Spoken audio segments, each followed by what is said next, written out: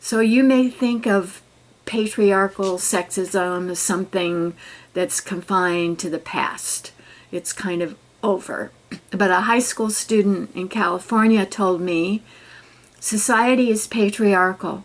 As a male, everything has literally always been easy for me. That's not the case for anyone who's not like me in color, class, or gender. Our society's truly deplorable bias towards women is a strain on all our collective unconscious. So does that mean the future is feminist, meaning values equity and diversity? If so, it's important to learn about the activism of young global feminist changemakers. So I interviewed young people, men and women and binary around the world from 12 countries, and to see what they're doing, how they do it, what their goals are, what works, what doesn't work, to inspire you.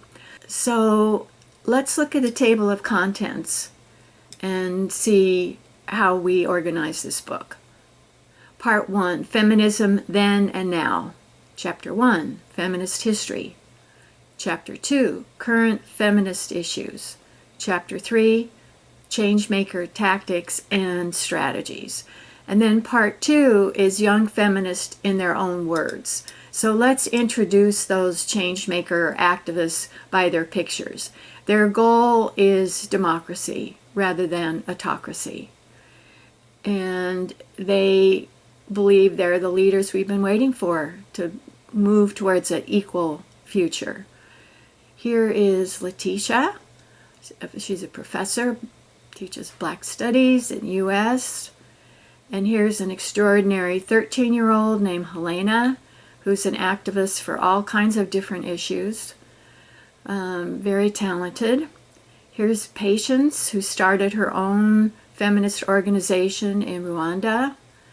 And here's Wei Rong, who is a Chinese-Hungarian, starting her own organization.